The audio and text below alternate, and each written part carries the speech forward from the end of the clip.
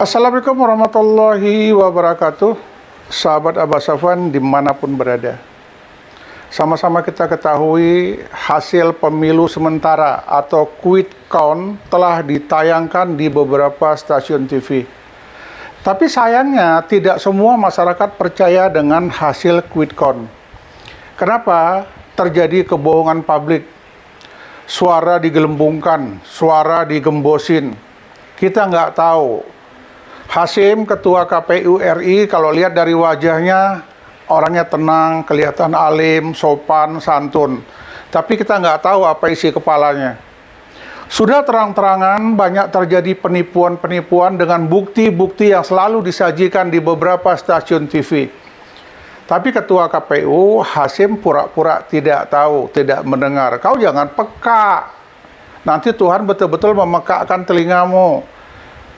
Ketua KPU harus punya hati, nanti diambil Tuhan hatimu. Sudah terlalu banyak kebohongan-kebohongan yang ditampilkan dalam pemilu. Terlihat orang mencoblos dengan menggunakan bor.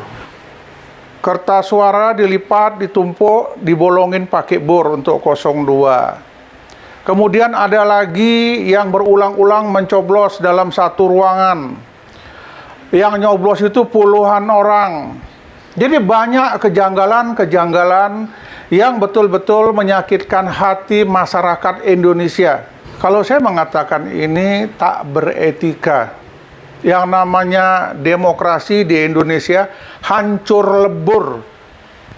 Seorang presiden yang harusnya bersifat negarawan, tetapi dengan sengaja menjatuhkan harga dirinya. Kalau saya dukung anak saya, kenapa? Kalau saya cawi-cawi anak saya, memangnya kenapa? Ini bukan politik dinasti. Bapak seorang presiden dipilih oleh rakyat, dengarkan apa kata rakyat. Bukan dengarkan apa kata hati nurani dan apa kata keluarga. Janganlah buat demokrasi di Indonesia memalukan. Apapun yang Bapak katakan, kami rakyat Indonesia sudah tidak percaya lagi. Kami hanya percaya kebijakan Allah segera akan datang. Kami menginginkan Ketua KPU pecat. Tidak ada lagi Ketua KPU karena kami tidak percaya. Kalau ketuanya sudah dipecat, berarti anggotanya dibubarkan semua. Itu maunya kami. Surat suara yang ada, hitung ulang berdasarkan C1. Tidak menggunakan lagi fasilitas komputer. Tidak ada lagi bicara modernisasi. Kalau alat komputernya sudah kalian tukangi. Belum dimasukkan data, sudah muncul data sendiri. Datangnya entah dari mana, mungkin dari langit ketujuh atau dari gua hantu. Tiba-tiba muncul angka 50%. Datanya belum dimasukkan, angkanya sudah muncul. Sudah jelas-jelas satu TPS itu hanya 300 orang. Dari mana bisa ratusan, 400, 500, 800, 1000, 1500, 5000, ada yang 100 ribuan. Ini udah gila ini KPU. Kok diamini? Seharusnya kalau menggunakan data di komputer lebih dari 300, sistem tolak, tidak diterima di sistem. Karena apa? Terjadi kebohongan. Ini sudah kelihatan kali, sudah nampak, sudah jelas, masih tidak mau ngaku juga. Ingat, kebohongan yang kalian lakukan akan dituntut sama Allah pertanggungjawabannya. Ini bukan satu masyarakat Indonesia. Ratusan, ribuan, bahkan jutaan suara masyarakat Indonesia yang entah kemana kalian buat. Cukuplah sudah, Ketua KPU, ingat dosa. Pejabat-pejabat perangkat pemilihan umum yang tidak berbuat jujur, hentikanlah semua. Tuhan tidak diam. Tidak kena kalian, anak cucu kalian akan kena, keluarga kalian akan kena. Uang yang kalian terima itu haram semuanya dari hasil penyogokan-penyogokan itu. Sudahlah, stoplah itu semua. Ingat dosa, jangan bohongi, jangan tipu rakyat Indonesia yang sudah jujur. Capek-capek pulang kampung datang ke TPS cuma ingin nyoblos atas panggilan demokrasi. Ini sangat memalukan.